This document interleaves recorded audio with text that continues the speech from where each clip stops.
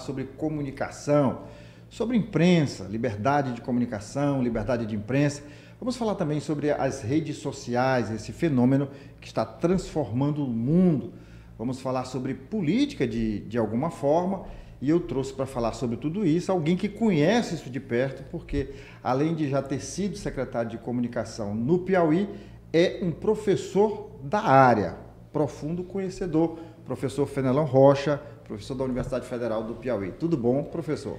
Tudo bom, Douglas? É um prazer estar com você. Vamos trocar aqui ideias nesse bate-papo, né? É verdade. É um assunto muito interessante porque é um assunto recorrente. Nós estamos falando de um fenômeno que são as redes sociais. Mas eu queria começar a nossa conversa e não entrevista, né? Falando um pouco sobre o professor Fenelon. Quem é o professor Fenelon Rocha? Bom, primeiro de tudo, unionense, botafoguense, pai de um casal, avô de um casal, né? Que a gente, quando vira avô, já esquece o resto. Com vivência profissional Teresina, Brasília, Fortaleza, com doutorado na Espanha, onde eu vivi 4 anos, com experiência na iniciativa privada, como professor, como assessor do setor público, onde eu fui secretário de comunicação, subsecretário de comunicação, e principalmente um cidadão que tenta ser proativo e fazer com que a sociedade melhore. Professor, eu tenho muita curiosidade de saber o que se aprende hoje nas universidades, mas isso a gente vai falar mais para frente. Tá certo. Eu queria que a gente analisasse a atual comunicação. Vamos começar pelo Brasil.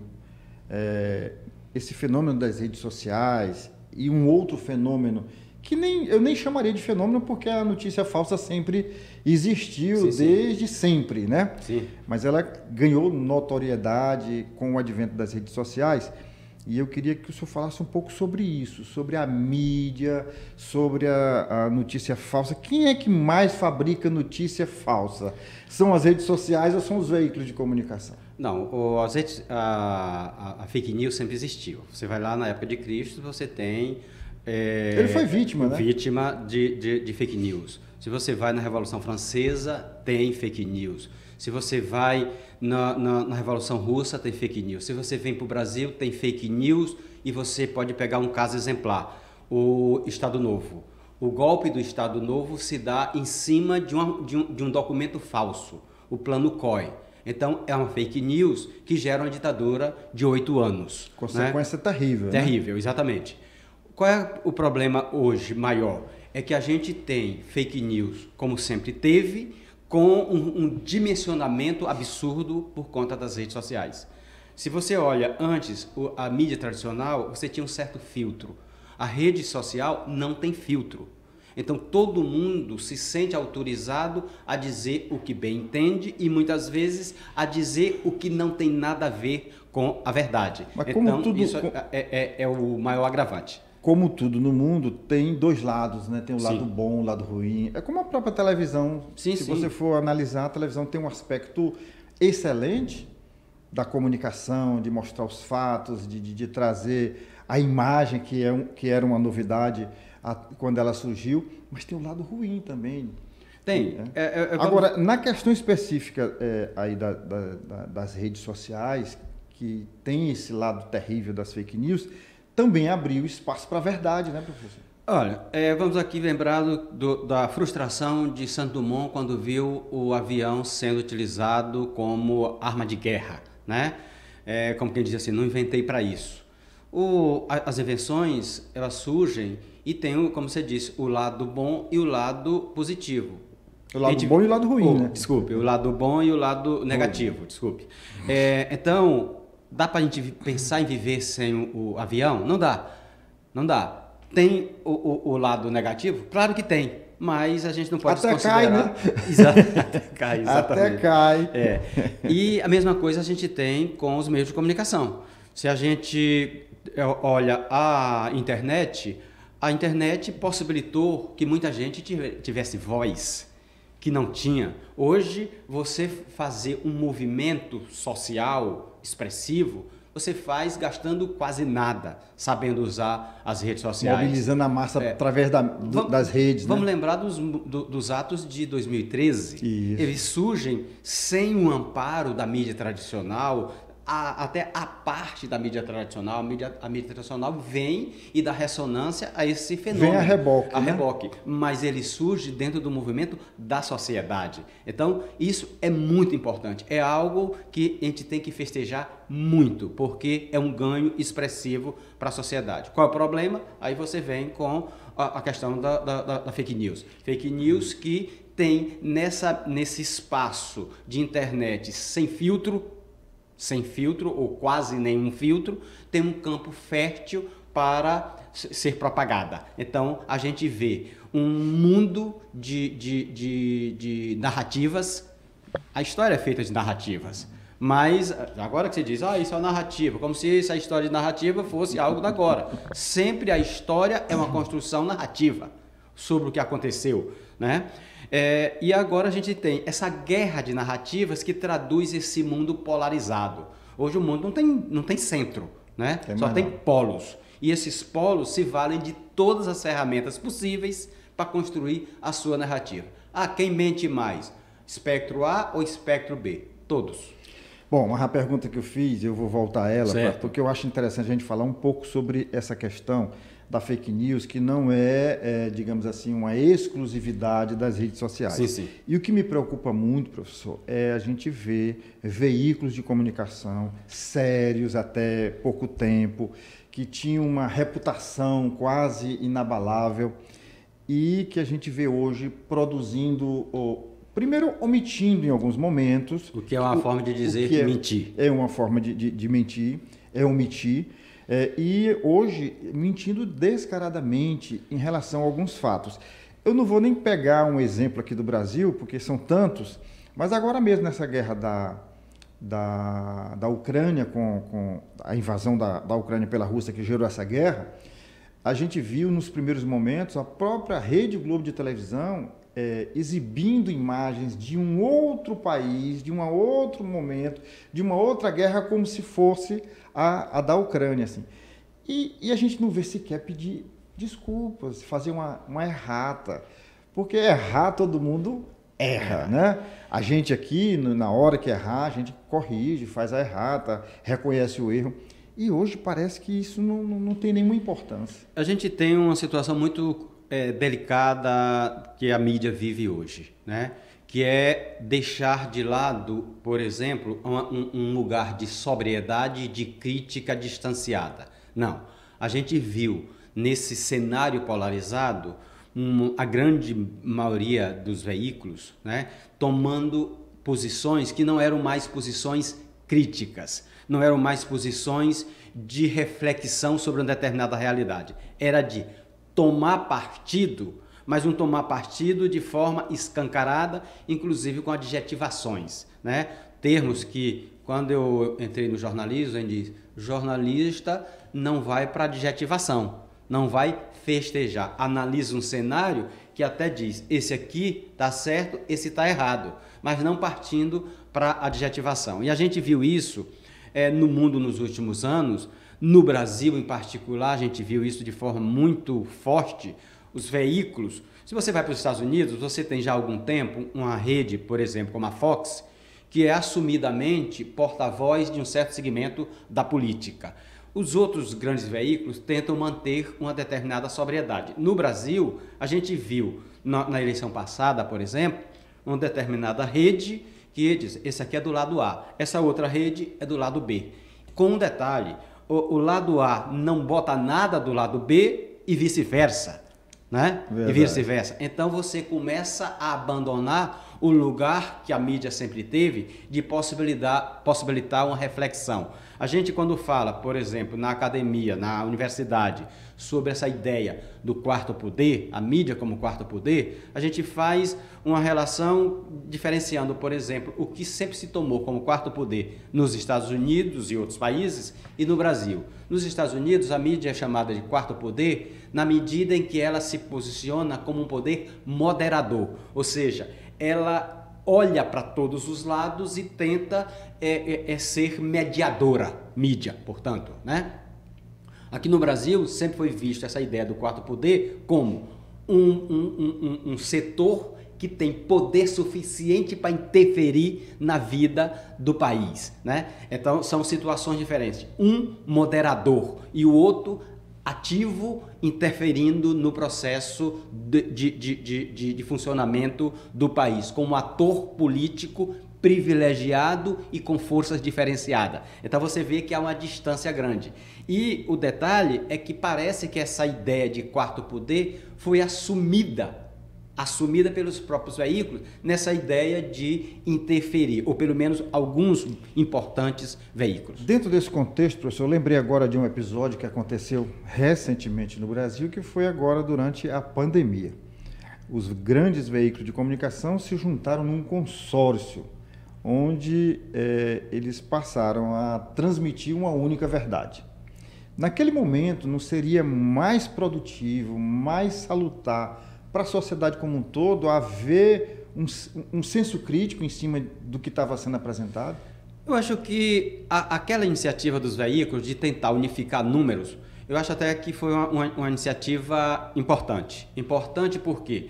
Porque a gente viu que os setores políticos e administrativos deixaram de mão um lugar de gestão da crise no seu valor estrito dessa gestão e passaram a fazer uma gestão politizada.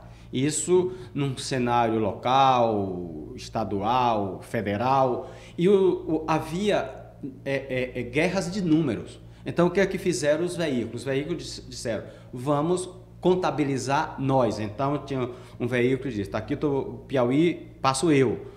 Amazonas, passo eu. Então, havia isso aí. A crítica que há, professor, não é com relação especificamente aos números, mas é uma postura diante de uma pandemia onde, mesmo levando-se em consideração exclusivamente a ciência, mas a ciência também não é una, né? Não, a ciência é um dos princípios da ciência, é a possibilidade de ser revista. Então, a verdade da ciência não é uma verdade inabalável. Ela pode ser redimensionada e redefinida. Essa verdade a gente pensava que era assim, porque os elementos que tínhamos eram esses, mas vamos agora para uma outra percepção. Eu acho que na pandemia, Douglas, a mídia até que ficou bem. E ficou bem por quê? Os grandes veículos até melhoraram a sua posição no seu índice de respeitabilidade, no seu índice de credibilidade. Por quê? Porque a fake news era de todo tipo e tão forte que as pessoas, para ter alguma segurança, foram atrás dos veículos tradicionais. Ou seja, aqui eu tenho uma voz mais ou menos que possa ser acreditada, mais ou menos crível. Por quê? Porque lá não se colocava um pseudo-médico, se colocava um médico. Você pode até dizer, só colocava médico com determinada visão, mas eram profissionais, não eram pseudos profissionais como a mídia, como as redes sociais fizeram. Então, e isso foi mostrado em pesquisa. Você, quando fez a gente tinha uma pesquisa no segundo semestre da pandemia, já no final do ano 2020, e dizia, onde é que você busca informação sobre a pandemia? Então estava lá, televisão, jornal, rádio, todos com mais de 50%, no caso de televisão com mais de 60%, e Facebook, Instagram com 12% e 13%. Qual foi a grande lição do ponto de vista da comunicação da pandemia? Foi isso? Eu acho que a grande lição precisamos ter, que é uma lição que continua valendo para outros cenários políticos, por exemplo, precisamos ter a capacidade de botar o pé no chão, sentar e sair do lugar de discurso e ir para o lugar de meio que tenta buscar as vozes credenciadas, né? Isso vale para qualquer área, vale para uma enchente no Rio Grande do Sul, vale para uma seca no Nordeste, vale para uma campanha eleitoral, a gente buscar as vozes que tenham capacidade de refletir. O problema é que, por exemplo, numa campanha, a gente não vê uma discussão programática. Eu fiquei assustado na eleição presidencial passada, depois de um debate, o grupo de 2 candidatos, um dizendo, não, tu roubou mais que o meu. Eu disse, nós resumimos o nosso debate a isso? A quem roubou Qual é a mais? proposta de país que nós temos? Né? Então, quando eu vi essa discussão na rede social, eu digo, meu Deus, não é isso que nós podemos, nós vamos reduzir uma campanha. Deixa eu pegar essa deixa da campanha presidencial que você trouxe à tona aqui para a gente. A maior rede de televisão do Brasil festejar a vitória de um ou de outro candidato, isso é bom, é normal? Olha, havia claramente um envolvimento de veículos. A gente tem na eleição passada uma confluência de mídia só comparável à do Collor em 89. Então, a do Collor, você tinha praticamente todos os grandes veículos, salvo talvez de forma a Folha de São Paulo, dos grandes, todos festejando a candidatura Collor. Tinham a candidatura Collor como candidatura deles. Na eleição passada, a gente tem mais ou menos isso se repetindo, onde somente a Jovem Pan estava na contramão dessa confluência midiática. Qual era o grande argumento? O argumento de defesa da democracia, na medida em que a crítica era este outro lado, no caso o presidente de então, Bolsonaro, ele agride a democracia e ele, de certa forma, apostou nesse confronto com a mídia, sabendo que a mídia vive momentos difíceis de credibilidade. E ele teve um confronto direto com a mídia. Pagou na campanha porque teve uma confluência de mídia contra ele. Ele trabalhou esse confronto de forma consciente, sabendo que há um movimento que não é só brasileiro de desqualificação da mídia tradicional, como de desqualificação da própria democracia. Então, quando chega no final, a Globo, como quem diz, não é vencemos, a democracia venceu, né? E faz esse discurso festejando uma determinada vitória.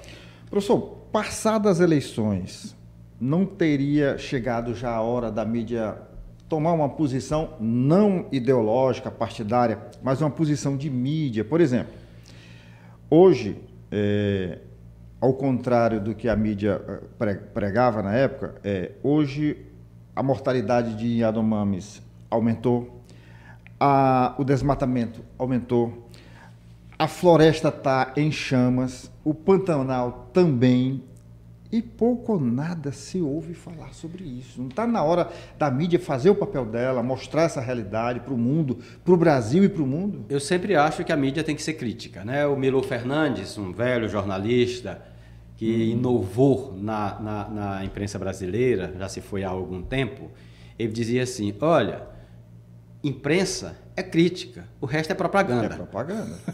É propaganda. Então, o Milor Fernandes ele tem uma dizia frase... isso, no sentido de que não é criticar pelo criticar, mas ser reflexiva. Ser crítica no sentido de que trazer debate à tona. Não há obra humana perfeita. Se você quiser uma obra perfeita, vá para o divino. Para o humano, não. Sempre tem uma imperfeição. E cabe a nós, sem deixar de olhar os êxitos, olhar para os defeitos no sentido de buscar aperfeiçoamento, né? Então, é isso que a gente tem. Há coisas importantes que estão sendo caladas? Sim, sim. Mesmo os veículos que já emitem uma voz mais críticas, como a própria Globo News, que é do Grupo Globo, que já tem uma voz mais crítica a posturas do governo, como, por exemplo, eu estava vendo agora, na semana passada, um dos analistas da Globo fazendo duras críticas à posição do Brasil em relação à Venezuela, né? Que é o grande desgaste hoje do governo brasileiro internacionalmente, é uma associação com nomes que não defendem a democracia, Maduro, Erdogan na Turquia, na Rússia, né? Putin. Então, quando você vê esse tipo de crítica, mas é uma crítica ainda muito pontual, você não vê uma crítica mais robusta, mais ampla, né?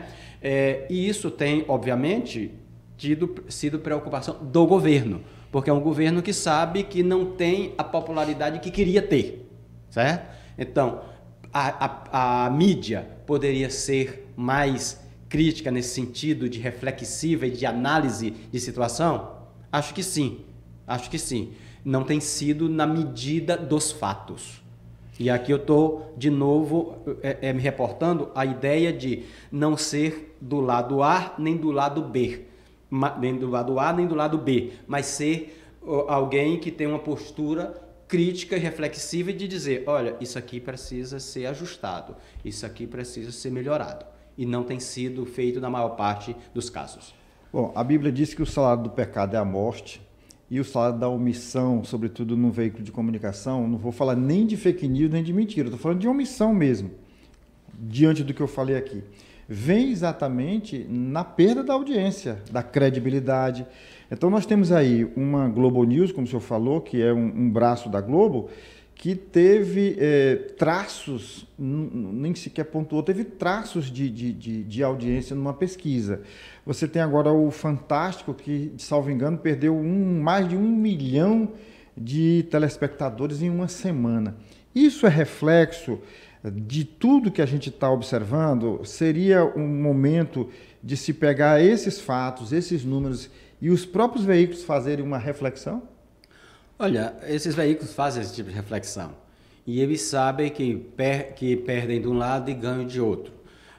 Se você olha quando a entrada da TV por assinatura, né, essa TV que a gente está falando de Globo News, quem é que mais se fortalece? É quem mais perdeu audiência. A Globo. Quem são os principais canais de esporte na TV fechada? Globo. Quais são os canais de entretenimento que têm mais força? Globo. Qual é o site, o portal de internet mais acessado no país? Globo. Então, eles é uma audiência somada, sabe? Vai perdendo de um lado e vai perdendo do outro. É claro que o poderio Globo, TV aberta, é hoje muito diferente do que foi há 30 anos. Se você vai há 40 anos, tem novela que o capítulo final dá praticamente 100%. Parava o Brasil. Né? Praticamente 100%. Isso é imaginável hoje? Não. Não. Primeiro que a TV fechada não tem mais a centralidade, a TV aberta não tem mais a centralidade que teve há 40, 30, sequer há 20 anos. Né? Sequer há 20 anos. Você está falando aí de audiências, se você pensava antes, Jornal Nacional, você dizia 60% de audiência. Hoje, ele briga para ficar com 30%. E olha lá. Para ficar com 30%. Isso é pouco? Não. 30% de audiência é você falar com vamos dizer, 60 milhões, quase 50 milhões, vamos arredondar aqui, 50 milhões de brasileiros. Quem tem esse canhão? Muito pouca gente. E fazendo essa análise, às vezes se a gente vivesse num país democrático, de verdade... democrático, é uma democracia imperfeita. Mas se a gente vê, não existe a perfeição também na democracia, mas se vivesse num país onde houvesse outros veículos de comunicação e a gente estivesse falando que uma grande rede perdeu como a Rede Globo, isso era uma coisa até boa, salutar, isso era democracia. Não, mas nesse sentido, Douglas, eu tenho que dizer que, primeiro, nós somos um dos poucos países em que a gente ainda tem uma rede com tanta força. Com tanta força. Uma primeira com 30, a segunda com 1/3 ou menos. Ou talvez menos. Menos, né? Porque se você vai para os Estados Unidos, você tem 3 redes, às vezes até 4, dividindo essa audiência. Se você vai para a Espanha, você tem 3 redes. Mas era isso que eu estava tentando falar. Essa divisão. Quando você vê, a Globo caiu de 60 para 30, mas outros grandes canais absorveram essa audiência. E a gente tem essa multiplicação de canais. Esse aqui é um canal que se permite fazer esse diálogo com a sociedade. Professor, vamos falar um pouco agora, falamos do Brasil, vamos falar do Piauí. O Piauí é reflexo do Brasil. Claro. Né? O Brasil é um espelho para o Estado. Sim. Aqui no Piauí, a gente sempre soube, isso não é segredo para ninguém, não vou dizer nenhuma novidade aqui, que os governos, o Estado, o município sempre tiveram, de certa forma, assim, uma primazia, um privilégio junto à mídia, em função das subvenções sociais, de pagar a propaganda e tudo. Mas havia aqui e ali, dentro dessas próprias redes de televisão, dos jornais, assim, uma matéria mais no aspecto da crítica construtiva, reflexiva e tudo. Hoje ninguém observa mais isso, a não ser em canais alternativos, na internet e alguns poucos portais. As grandes redes, elas estão, inclusive, basta você assistir uma, porque assistir uma tá por dentro do que a outra está exibindo também. E sempre mostrando só um viés, só um lado. A mídia está evoluindo também no Piauí? Não, nós somos, como você disse, pedaço do Brasil, pedaço desse mundo, esse mundo polarizado, esse mundo em que cada um abraça um lado, né? E aqui a gente talvez com um agravante. Nós somos um estado em que a economia, o setor privado não tem a mesma robustez, por exemplo, se você for comparar com São Paulo ou mesmo com estados do Nordeste como Bahia, como Ceará e Pernambuco, né? Isso quer dizer o quê? Quando você tem uma economia, um setor privado robusto, você pode ter um suporte de financiamento, como propaganda, né? Através desses setores, principalmente rede social hoje, né? Quando você tem um poder público tão presente como é no Piauí, isso tira muita força crítica da mídia. Então você vê a maior parte dos veículos dependendo dessa publicidade oficial. Isso, obviamente, tem uma reflexão, tem um reflexo, desculpe, um reflexo no conteúdo editorial, né?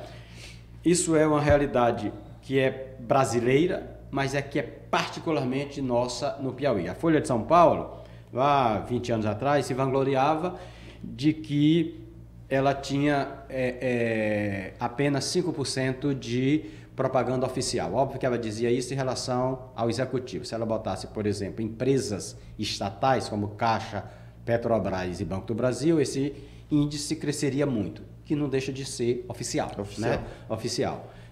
Mas aqui, se você tira a verba oficial de alguns veículos, não vou dizer a Clube, por exemplo, tem uma presença importante ainda de propaganda privada, mas se você for para alguns outros veículos, você vai tirar a propaganda oficial, você vai tirar 99% da verba publicitária desse veículo e, portanto, a capacidade dele sobreviver ou não.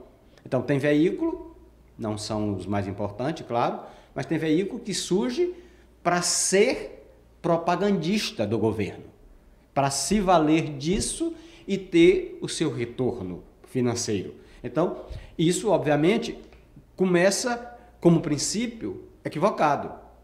Não nasce para fazer jornalismo, nasce para fazer propaganda. Eu quero pegar essa sua deixa aí, porque pessoas, grandes jornalistas, inclusive, já disseram isso em rede nacional, que diz que no momento que a gente está vivendo hoje, no Brasil, no Piauí, enfim, o jornalismo, tipo assim, tem gente que até radicaliza, não, o jornalismo acabou. Eu vou lá, levanto logo o dedo e digo, não é verdade. Eu digo assim, veja só, hoje se você for fazer jornalismo de verdade no Piauí, o que é o jornalismo de verdade? É mostrar os fatos, sem adjetivação, única e exclusivamente o fato. Douglas, você é taxado, Douglas, eu vou lhe disso dar um exemplo. Ou daquilo. Vou dar um exemplo. Eu fiz aqui, eu estava ainda num portal aqui, pedi para sair mais ou menos um ano depois disso, não por isso, uma série de outros fatores, principalmente pelo meu vínculo com a universidade, e eu fiz uma crítica a um determinado gestor. Uma crítica suave, mostrando dados, fazendo a análise e a crítica. Sai o comentário, eu recebo um telefonema do secretário de governo desse gestor. Aí eu disse, na hora que eu atendo, digo alô e disse, cara, tu tá de que lado? Aí eu disse, eu tenho que ter um lado? Aí vem aqueles 3 segundinhos, cri, né? Não, cara, tô brincando. Não tava brincando. Não tava brincando, tava falando sério. Só que, no meu caso, ele teve uma resposta que é diferente da que ele esperava, né? Ou pelo menos que sonhava. Mas, isso só para dizer, é difícil. O Pedro Alcântara esteve aqui, sentado onde o senhor está agora, e ele disse textualmente que foi demitido porque entrevistou o candidato do PT ao governo e analisando aquela entrevista, eu não vi nada demais, honestamente. A única coisa que ele dizia assim, o senhor conversou com o outro que você está acusando e tal, ele foi demitido por isso. Diz que recebeu, inclusive, telefonemas de autoridades. O candidato Fábio Novo nega, até porque ele é jornalista também. Se ele tiver compactuado com isso, eu não sei nem o que dizer. Mas assim, ele diz, e nós estamos falando de um fato atual, né? Aconteceu agora, há poucos meses, talvez não tenha nem 4 meses que isso aconteceu. Eu estava vindo com uma colega jornalista e ouvindo a Rádio Senado. Aí o Alcolumbre fez um comentário lá, porque o Sarney tinha entrado no plenário, aí festejou, elogiou, rasgou elogios. Aí eu disse para minha colega, eu digo, olha, tem uma coisa que eu festejo no Sarney. Foi alguém que nunca perseguiu mídia. É verdade. Nunca perseguiu mídia. Então, de outros a gente não pode dizer a mesma coisa. Eu tive minha cabeça pedida por fazer uma análise de um cenário eleitoral que depois se mostrou absolutamente preciso. Verdadeiro, preciso, né? E uma análise em cima de pesquisas, dos números, análise estatística. Aí eu disse, deve acontecer isso. Aí, o Federal está engajado, não, estava lendo a pesquisa. E errei. Eu disse que ia ter 70%, eu teve 72%. Um pouco mais do que eu tinha dito. Então, quer dizer, pediram minha cabeça por uma análise absolutamente técnica, jornalística. Bom, no seu caso, como o senhor falou que só foi sair a pedido um ano depois, não se enquadra o que eu vou dizer agora. Mas no caso do Pedro Alcântara, foi um cancelamento. Então, assim, esses cancelamentos, eles estão ocorrendo, no caso do Pedro Alcântara, porque é uma figura expressiva na política, no jornalismo do Piauí, muito conhecido, uma pessoa que eu, inclusive, quando eu entrei na profissão, me inspirava muito no Pedro Alcântara, né?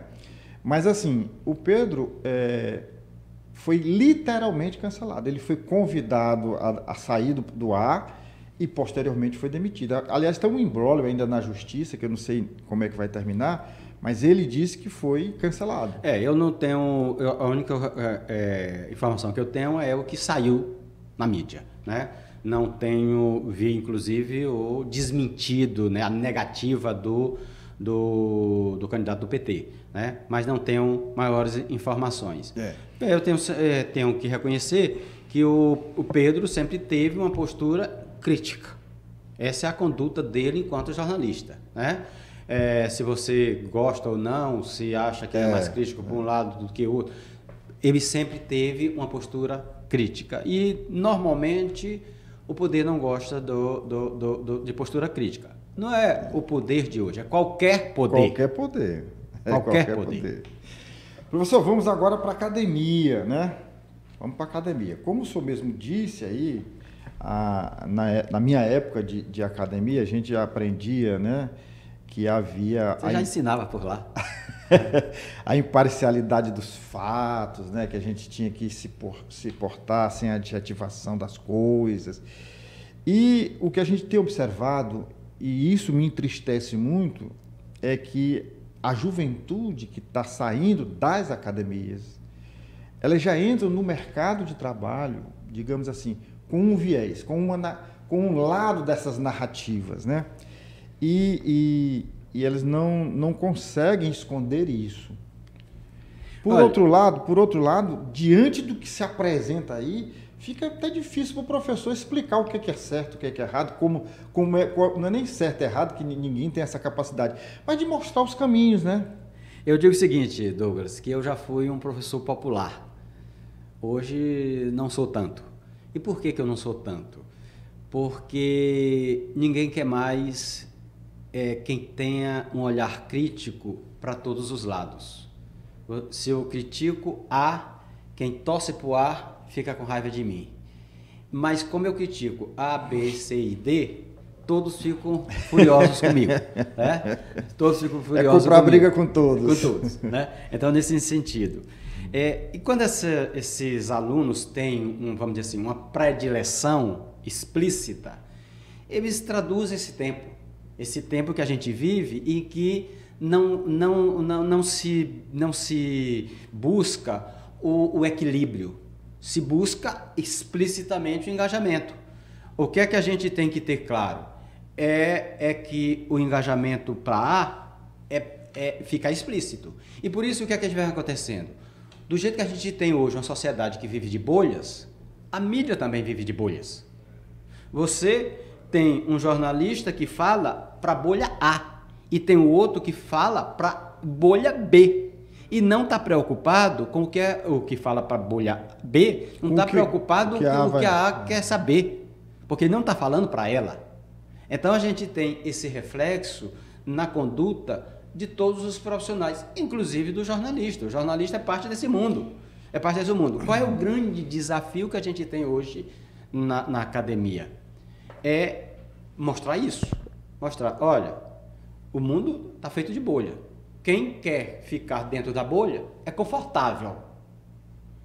É um jornalista na essência do que se dizia ser o jornalismo? Não.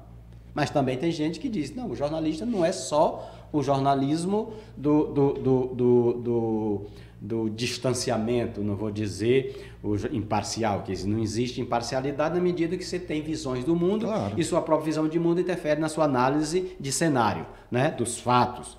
Então, mas o que é que eu digo para meus alunos? Olha, essa imparcialidade, o isento, ele é na verdade uma miragem.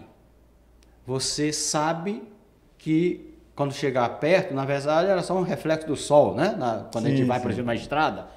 Uma ilusão de ótica. É só uma miragem, mas você faz tudo para chegar lá, mesmo sabendo que quando chegar lá, ela não é exatamente o que você imaginou. Mas você tenta alcançar, sabendo que era inalcançável. Você tenta chegar perto, porque assim você exerce a sua capacidade de ter um distanciamento crítico e não virar um simples torcedor. Eu, quando comecei a fazer estratégia de campanhas, eu dizia assim, não vou para os comícios. Aí você fazendo campanha para alguém diz, não vou para o comício. Por que você não vai para o comício? Para eu não pensar como torcedor. Eu enquanto pessoa que planeja, eu me distancio. Tem que estar de fora olhando o todo, exatamente, né? Eu me distancio para olhar criticamente. Se eu me envolvo como torcedor, você sabe como é que é torcedor. Torcedor é aquele que quer ganhar aos 48 do segundo tempo com um gol de mão. Não é assim? É. Então você não pode se comportar como um torcedor. Então eu busco não me comportar como torcedor e aí acho que essa é uma conduta que vale para mim enquanto jornalista. Não me deixo ser um torcedor. Professor, essa sua postura é uma postura elogiável e quem lhe conhece de perto sabe que é assim mesmo. Mas a impressão que passa é de que as academias estão criando militantes e não jornalistas. Não é isso não. Isso não é um problema da academia, isso é um problema do nosso tempo. Nosso tempo. Você tem uma sociedade, é como eu tenho essa discussão sobre cidadania, por exemplo, na minha disciplina de comunicação e sociologia. E a gente termina discutindo sobre políticos, como se faz a política. E eu digo sempre o seguinte, olha, o político que a gente tem, que vocês dizem, político tudo é ladrão, né? Esse político, ele não é um ET, ele é filho dessa sociedade. Ele não foi colocado ali, não pegaram ele e colocaram ali. E mais do que isso, ele é o cidadão comum com mais poder, porque o cidadão comum, na nossa visão brasileira, Ele acha normal furar a fila, ele acha normal botar o carro no lugar da vaga de idoso, de deficiente, né? Ele acha tudo normal. Por quê? Porque é o mundo é dos espertos. Então, ele tem isso internalizado. O cidadão comum, onde é que ele pode chegar na transgressão? Furar a fila e ocupar a vaga indevida no estacionamento. Um deputado é esse cidadão com mais possibilidades. É só isso. Então, o jornalista, que você diz assim, militante, na verdade ele é reflexo desse cenário. Ele é reflexo desse cenário. Ele chega, e aí qual é o nosso grande papel? Dizer, opa, você continue com suas crenças, com suas paixões, mas tente não ser um mero torcedor. Um mero torcedor. Para você ter o senso crítico, porque senão você vai ser mais um blogueiro. O que às vezes me assusta, e eu já tive a oportunidade de conviver com o que eu vou lhe falar aqui, é tipo assim, quando a minha geração entrou na Universidade Federal, na primeira turma da Universidade Federal, ninguém, talvez pelo momento que a gente vivia, que era ainda do regime militar, mas ninguém... Ainda se afirmando enquanto democracia? Isso, ninguém queria, de forma alguma, não passava pela cabeça de nenhum estudante trabalhar para o Estado, trabalhar para a prefeitura. Hoje, e eu conheço gente, até na família, gente, vizinhos, amigos, meu filho entrou para o jornalismo da Universidade Federal ou de qualquer outra. Já vou conseguir um emprego para ele na prefeitura, ele já está ali. Então, assim, ele não já entra enviesado? Não, olha, primeiro a gente tem que preparar nosso aluno para o mercado. E um dos segmentos mais importantes do mercado, hoje, é assessoria de imprensa. Tem uma aluna, Cecília Marques, que fez uma pesquisa agora, como trabalho de conclusão de curso, exatamente sobre esse perfil do jornalista. E um segmento muito grande está em assessoria. Está em assessoria porque foi o sonho? Não necessariamente, é porque é o mercado que tem, né? Todo mundo precisa hoje de uma assessoria. A gente não tinha lá quando você entrou na universidade essa ideia não de havia assessoria na época, era uma coisa muito rara. E quem começa mais ou menos vamos dizer assim, a uma relação mais profissional de governo com assessoria, com a mídia, sou eu quando vou para ser subsecretário de comunicação do governo Freitas Neto, que começo a fazer essa relação já na campanha do Freitas, a gente fazendo essa relação em que independente da preferência do jornal, porque a gente tinha na campanha, estou falando da campanha de 90, o veículo tal é com Freitas, o veículo tal é com o UOL, o veículo tal é com o governo, o veículo tal é contra o governo, né? E aí, a surpresa de todo mundo, eu comecei a tratar de forma gentil, levando informação profissional para os jornalistas que eram dos veículos, vamos dizer, contrários. Então, a gente começa a fazer um processo de profissionalização. A primeira pessoa que dá a disciplina de assessoria de imprensa no curso de comunicação, uma disciplina que estava lá e, como você disse, ninguém queria, a primeira pessoa que dá essa disciplina sou eu, em 94. Você falou de uma coisa aí, daquela época da eleição do Wall Ferraz e do Freitas Neto. Eu trabalhava numa emissora de TV aqui em Teresina. Que era de que lado? Eu vou ter que falar, sabe por quê? Eu vou ter que falar porque eu vou falar do outro lado que só se identifica com essa emissora. Eu trabalhei na Clube, né? Trabalhei 10 anos na TV Clube. Eu comecei por lá. E aí, nessa eleição, eu fui designado para cobrir a agenda do professor Wall Ferraz. E o Valteres Arraes para cobrir a agenda do Freitas Neto. E um dia... Naquela época não tinha, as produções não tinham acesso aos candidatos como tem hoje. Às vezes o repórter que saía para ir, vai lá entrevistar o outro. Não existia pauta. Não, havia até a pauta, mas não havia o direcionamento, a marcação prévia das entrevistas. É o famoso vai e te vira. Vai e te vira. E aí lá vou eu para casa do professor Wall Ferraz, ali naquela pracinha. Na 16 de agosto. E eu cheguei lá e ele costumava tirar um soninho depois do almoço, o que na idade dele era absolutamente normal. Aquela velha sesta, né? E aí, então, eu fiquei aguardando.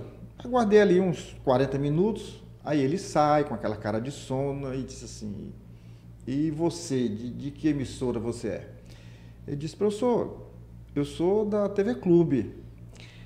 E tinha um cachorro lá amarrado, ele piscou o cachorro em mim. Vá, saia daqui já agora. Rapaz, eu me apavorei com aquele cachorro, mas graças a Deus estava amarrado o cachorro.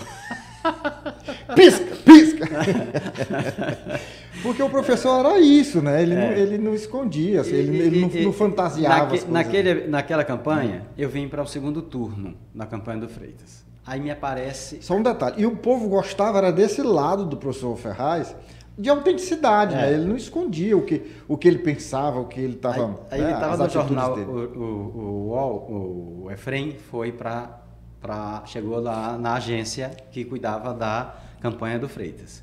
E ele estava num jornal que era escancaradamente a favor do governo e, portanto, da candidatura do Ferraz. Quando ele chega lá, alguém diz, olha, o Efrem Ribeiro está aí. Aí uma pessoa da campanha diz, não me traga esse rapaz aqui não. Eu digo, pode deixar que eu recebo. Aí fui lá, recebi o Efrem, já conheci o Efrem de encontro de jornalistas, desde não sei quantos anos antes. Eu estudante, ele também. Então, vou lá receber o Efrem. Conversei com o Efrem, dei um material informativo, release, virou nota no dia seguinte. Mudou da água para o vinho a relação da candidatura tal com a mídia. Agora, além de ser bem recebida, a gente recebe um release quentinho, quentinho. Está lá na coluna do jornal. Quer dizer, para você ver como é que era a paixão, o engajamento. O único problema é que a gente parece que voltou 34 anos. Você está falando as coisas e eu estou vivenciando tudo que a gente está conversando. Mas assim, buscando ainda essa questão da mídia em Teresina, a impressão que passa, não, os fatos aqui não mudaram muito. Porque veja só, no ano de 1985 eu entrei na TV Clube. E naquela época não havia internet, não havia celular e o jornal da emissora era feito, pautado exclusivamente num boletim da SECOM, que era feito por assessores do governo, visando o interesse do governo, claro. E era isso que vinha para a gente, chegava mais ou menos às 5 horas da tarde, às vezes até atrasava. Quando atrasava, a gente não sabia o que fazer no segunda edição. Por isso que quando eu cheguei na assessoria, a primeira coisa que eu disse, o boletim vai às 2 horas. Então, hoje, eles acabaram com esse boletim impresso porque o mundo mudou. Claro. Mas a essência do jornalismo continua a mesma, ou seja, os jornais continuam a se pautar e a serem produzidos em função do governo. E muitos simplesmente reproduzindo ipsiliter o que é colocado, o que é distribuído pelo governo. Sobretudo então, nos portais. E principalmente esses que a gente estava falando há pouco, que surgiram para ser parte de ressonância do que o governo faz. Para ter, ao fazer essa ressonância, ter o benefício do financiamento, né? Então, você abre o portal A, está lá o texto. O B, o mesmo texto. O C, o mesmo texto. Alguns nem botam a origem, outros botam fonte, SECOM. Eu vejo isso. E fonte, SECOM não. Produção. Porque fonte é quando você utiliza a informação e trabalha essa informação, complementa essa informação, traz elementos adicionais, né? No caso, não, produção, porque é simplesmente a reprodução do que foi distribuído. Às vezes até com erros. Teve aí a gente sabe que o brasileiro não gosta muito de matemática, e uma vez saiu num release do Estado, há alguns anos atrás, uma coisa dizendo assim, homicídios no Piauí cai 120%. Eu digo, opa, estão ressuscitando gente.